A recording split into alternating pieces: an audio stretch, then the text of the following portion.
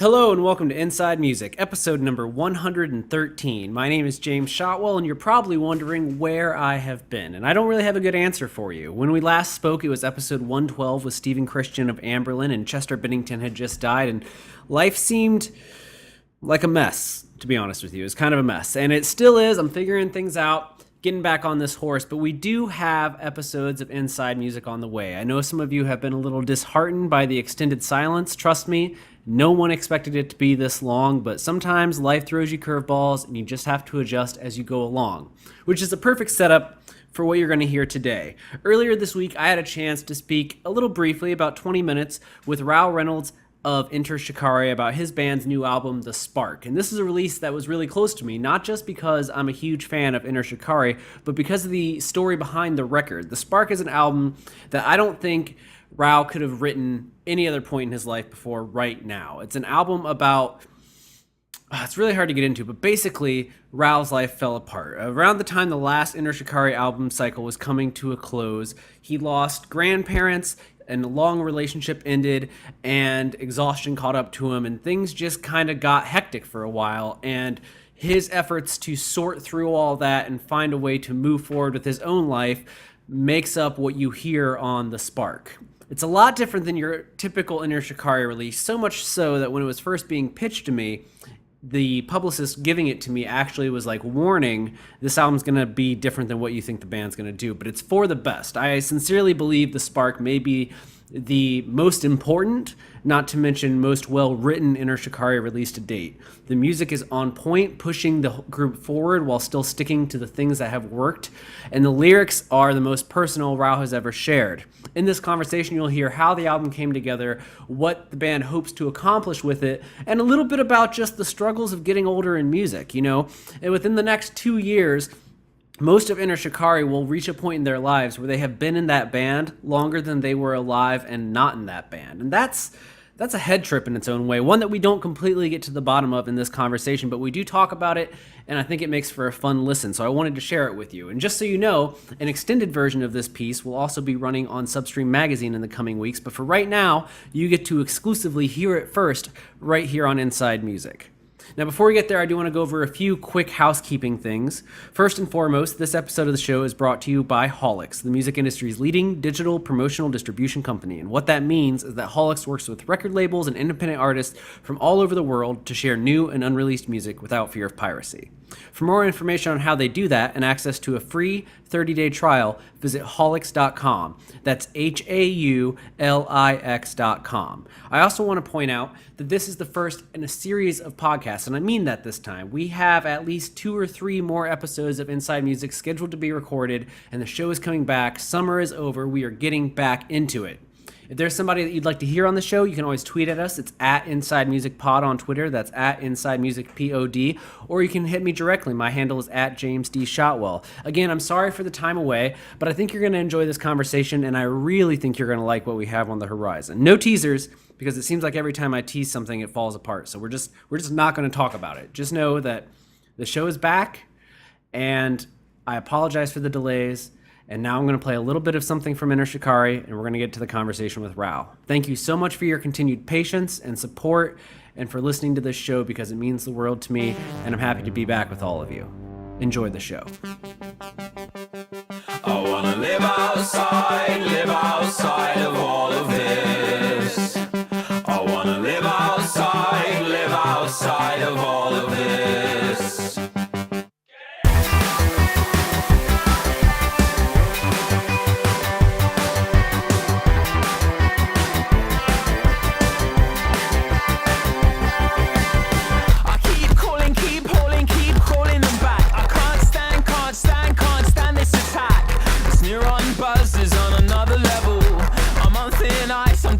The devil can't sleep with the noise in this house. Can't beat the allure of this now. I can't sleep with the noise in this house. Why won't they pipe it down?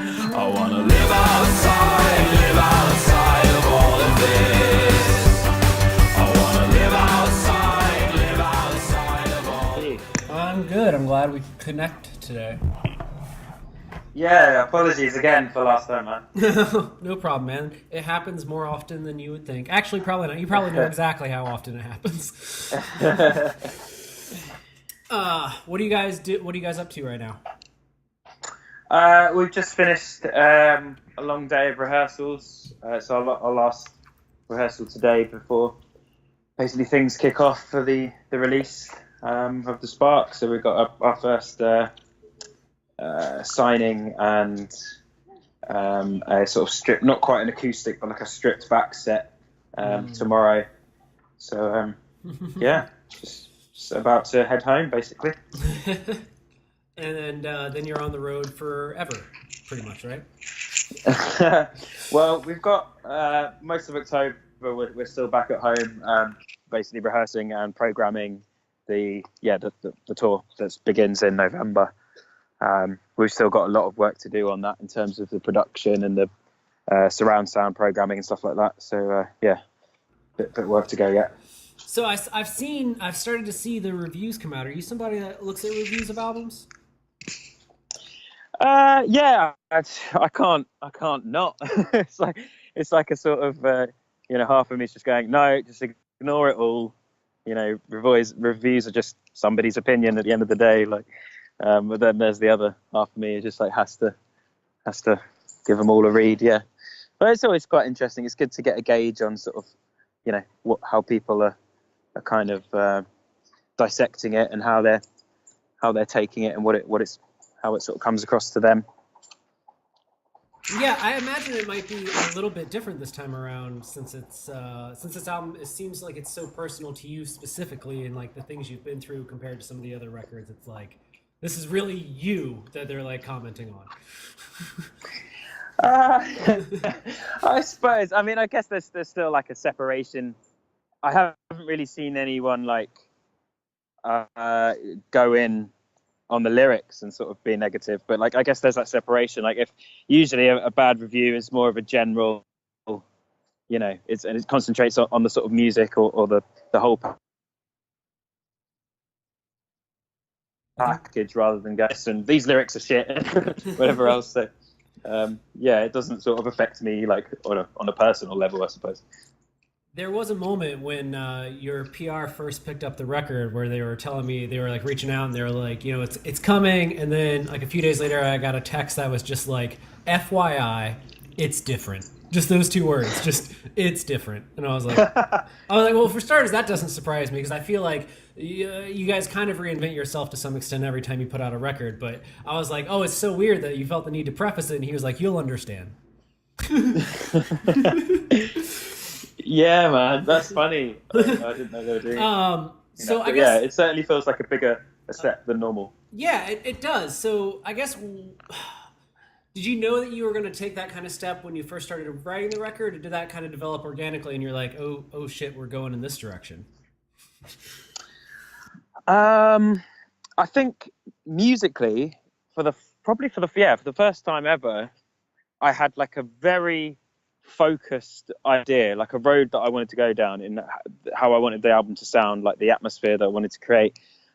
Whereas before I've kind of just written a load of songs and sort of it's almost cobbled together. There's a lot of serendipity involved and it just kind of it seems to work out. But yeah, I think with this one it's hard to explain, but it wasn't a very sort of precise vibe or what the music would sound like, but there was certainly a much more of a route that I had in my head that we never had before. Lyrically, on the other hand, it was a much bigger struggle. The lyrics came very late in the process. I mean, they usually come quite late anyway because I like to let the music sort of dictate at least the atmosphere of the lyrics and sort of listen back to the demos and only then sort of decide what the songs are going to be about and stuff. But yeah, that I found that quite tough this time, just purely because there was so much going on in the world, so much going on in my personal life, and it was a case of just sort of finding the right perspective, sort of stepping back from it all and sort of trying to organize all these thoughts that are going on my head. So that took a while. Well, I gotta say, I think I think this record might have your best vocal performances on it to date. I feel, anyways. Especially "Take My Country Back." You do some stuff there that I was like, okay. Like, I mean, Oh, awesome, thank you. I've been following for all these years, but that song in particular popped out vocally, and then I guess from a lyrical standpoint, I mean, the whole record takes you by surprise. But once I got to Airfield, I was like, okay, we're going deep. Like we're going like a very specific kind of deep, where it's like, oh, this is different territory for you. Because I feel like people always expect you to kind of address, the socio-political landscape to some extent, but then you get to a track like Airfield, and it's like, oh, we're gonna deep dive ourselves. Okay, that's a little bit more complicated. Yeah, I think it was important for me on this album. Like, once I sort of got over that initial sort of, I don't know, like jumbled headspace of how am I gonna process all this and turn it into art. There was a definite sort of link for me between like the social, political, and the personal. And I think one of the most sort of important things for me on this album was not being afraid to sort of reveal different aspects of human vulnerability and, the reality of being a human being. Because I think on a political scale, like, I think that's why the reason why we have people like Donald Trump, for example, is because he's been told the whole of his life, like, that he cannot show vulnerability. He went to military school. He's probably been told to man up and just cover up emotions the whole of his life. And then what happens to those sort of bottled up emotions? Well, they come out in sort of anger, basically. They all get processed as anger because that's the emotion that you're allowed to show being a man. So I think I found it's almost, for me, it was like a political decision to write about to offer a much more personal album and a much more vulnerable perspective of being a human being, because I think people should be encouraged to sort of broadcast their vulnerabilities, because that is human nature. That is the human predicament. So yeah, I thought that then gave me a sort of a road to go down where both of those, the global scale and the sort of the scale of in what one skull, then they sort of marry together quite well. I feel like this is such an opportunity. I mean, this is a weird way to put this, maybe, but you're a band that when things seem to go ape shit in the world as they have been this year, that I feel like people are like, I hope Enter Shikari has something to say this year. Like, you're like this elite group of bands where people are like, I wonder what Ralph's gonna say about this. Because you've been such a force for pushing different ideas in a big way. So it's almost kind of, it's kind of funny that you're arguably putting out your most personal album right now in a way, where it's like you do touch on that stuff, but it's like, yeah, we're gonna do. It's not necessarily what people are gonna expect thematically. Oh yeah, definitely. But that for me is just so important. Like, I have a very highly attuned cringe muscle. So the last thing I want to do is just put out what people expect. I don't think that will give the album a very long lifespan. I think that will make it very vogue, very now, and not forgettable. But I think it's just, for me, predictability isn't something to strive for. Like in art, I don't think that doesn't really inspire me as a writer. And yeah, I mean, as I was just saying before as well, I think it was important to let people think about the link between all these problems with mental health and problems with not being able to show any emotion and vulnerability and all those things. Like in the UK, for instance, the biggest killer of men under 50 is suicide. It's not cancer, it's not heart disease, it's suicide. I mean, that's mental. That's absolutely crazy. So I wanted to address the sort of, that link between the personal and the political, which is, as we've sort of discussed, is something that we haven't really done before as a band. It's always been very much just big, broad, global, social, political perspectives.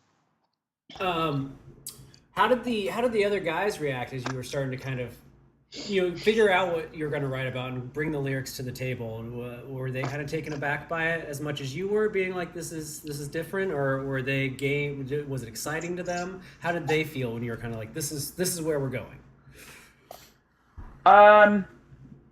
Well, yeah, as I say, the music came music quite came early. first. Yeah, that's why I was curious. Because I guess you guys kind of work together on the music, and then I assume you kind of go off and figure out what you're going to say over top of all of this. Yeah, well, I mean, I took basically the first batch of demos that I'll make, and then take it to them and see what they think, and then we'll sort of develop them all together. And then after that, then I'll sort of start on the lyrics. But they were very excited by the musical direction.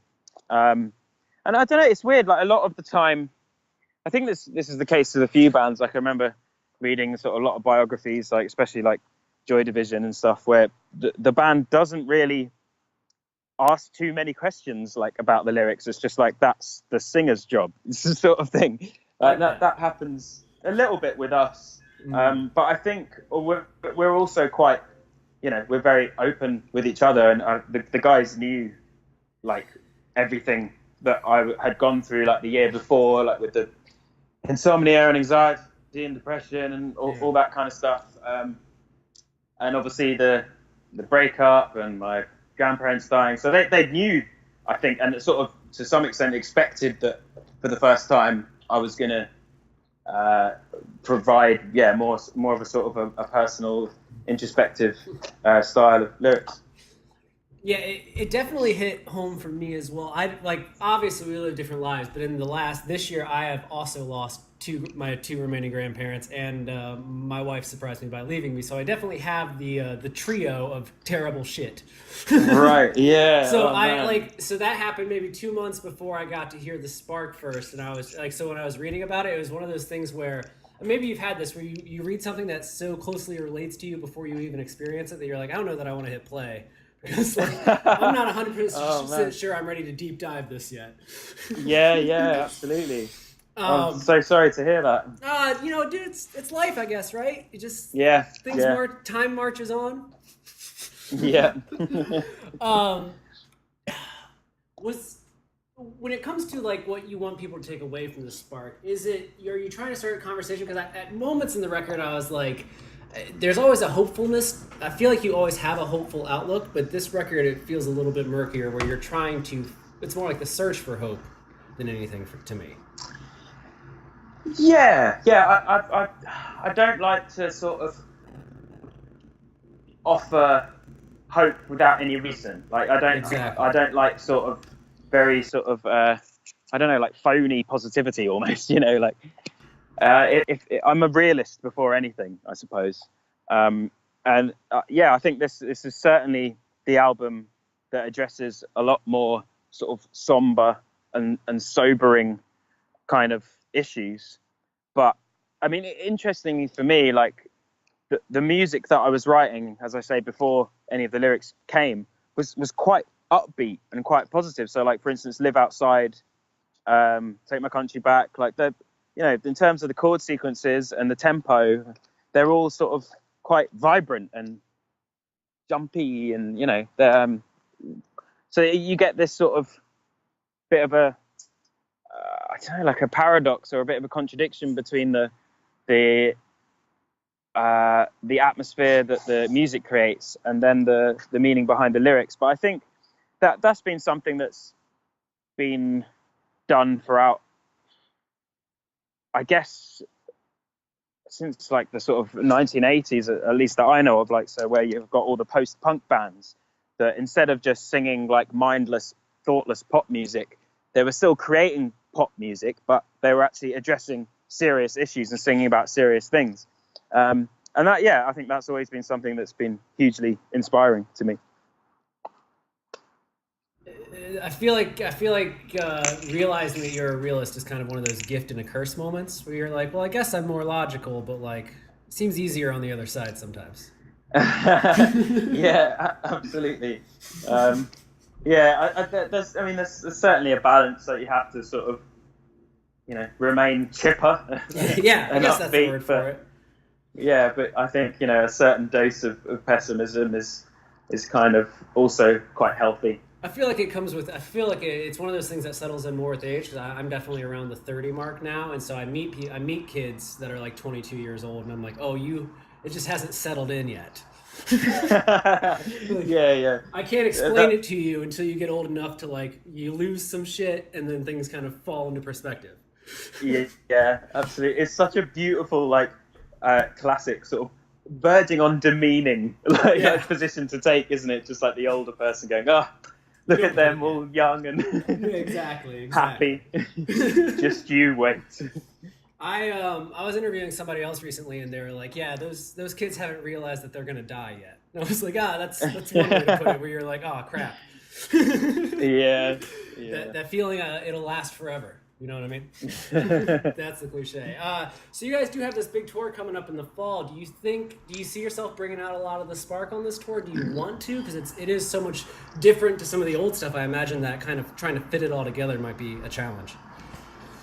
Yeah, well, we'll never be the type of band that will just go out and only play the new stuff. Like we certainly want to always do a sort of varied set with a bit of everything from each era of Shikari, basically. But I don't know. There'll at least be sort of 5 or 6 tracks, I'd say. We're still sort of working on the set list at the moment, but yeah, we want to make sure we provide like the full spectrum of what Shikari do. So like not just sort of the more melodic stuff, but likewise not just the kind of heavier business as well. And about these in-stores, you said you're playing more of a stripped-down set. So I imagine, I guess some of the stuff on the Spark probably works really well for that, actually. Yeah.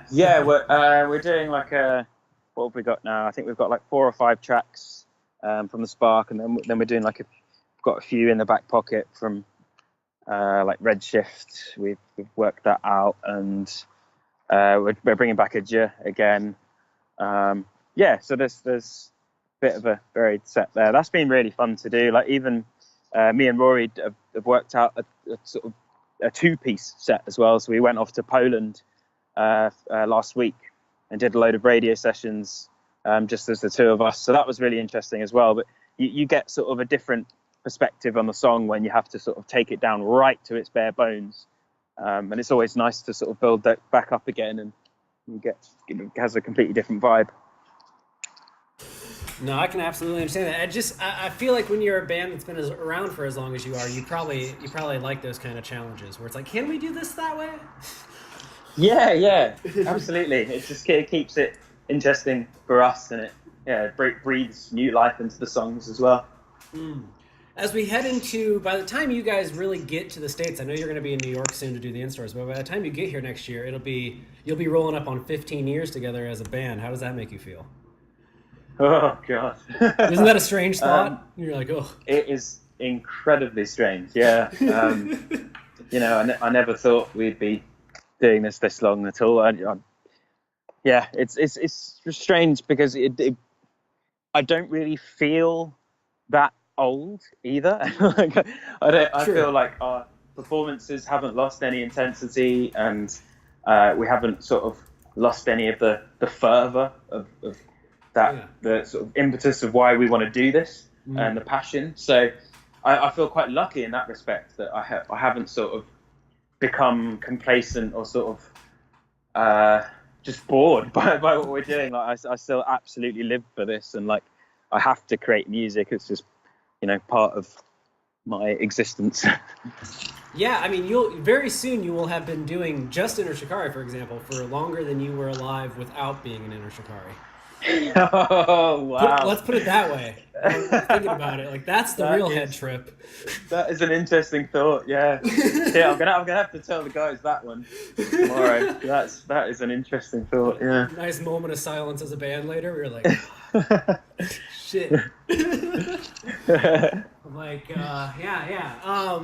So I guess, with that in mind, for you, like, when you look at an album like The Spark coming out, like, what do you hope it achieves or it does? Is there a goal you have for the album, or are you already like, we did what we wanted to do? I think on a personal scale, I was glad to just take that dive into the deep end. I don't really think I could have written an album like this at any other time in my life. I think I had to have gone through all of that shit to sort of not even want to open up, but like to feel like I have something worthy to open up about. Do you know what I mean? Like my life was fairly comfortable, like before the last few years. So I think that kind of all had to happen. But I don't know. I think it would. I think the reason that we do this, apart from the selfish feeling of just ecstasy of writing music, I think is the human connection part. And if people connect with the music and connect with the lyrics, and it helps them in any way, or makes their day slightly brighter, then that's kind of job done, really, for me. And if it creates more connection on a sort of side to, I don't know, like left to right scale as well. So if it means that people create friendships through our band, which is something that's just happened so much over the years. People have literally a few months ago we did a show in Russia where these two fans who had met each other through the band, what we call the Shikari family, the community, got engaged. And it's just like stuff like that. Like one of the girl was from Russia and the guy was from America. Like they would have never met each other without this thing we call Enter Shikari. So I think, the human connection is like the biggest thing for me. So if this album kind of aids that in any way, then that's the cherry on the top. Well, you guys have certainly achieved it so far, based on that story right there. Now it's like now there's like that responsibility you have to that community you formed. It's like exactly. The music takes on a whole new.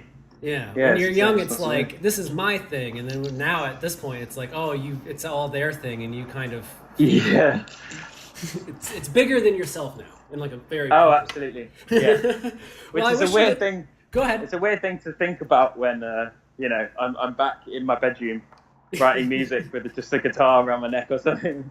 It's like, shit, all these people are sort of waiting for this. It's a strange sort of feeling of trepidation. Where you're like, well, this is good to me, but what about, I guess now it's not just on me to like decide that thing. Yeah. Where it's like, well, it seems like you're able to push it out enough to still do what you want to do, which is the important thing. Yeah, absolutely. I think you do have to be kind of a bit of a bastard when it comes to that kind of thing. You have to sort of ignore the audience, or like what the audience thinks they want, because a lot of the time they don't know what they want. They just want the same thing and over again, and then you provide something different and they're like, oh, well, I would have never thought of that. And it's because it's not their job to. I see that as my job, to keep things progressing and to keep opening people up to things that they wouldn't have perhaps heard otherwise. Well, I thank you for doing it, man, because with the Spark, you've definitely, you hit on some stuff that you hit on those same things that we've been talking about, these ideas that you don't really get till you're at this point in your life, and you've kind of done some stuff and you can kind of take it in a different way. Oh, well, awesome. Thank you so much, man. No problem at all, man. I know you're a busy guy, so I won't keep you any longer, but thank you so much for taking time to talk to me. I hope this next few days go well for you. Awesome. Yeah, no, anytime. Thanks for having me. Absolutely. Enjoy your trip to America, enjoy the in-stores, and I will see you guys when you're in another part of America than New York, because you're just not going to get me to New York. That's all good. We'll be over early next year for sure. Perfect. I'll talk to you soon. Thank you. Awesome. Take care, man. Outside of all of this.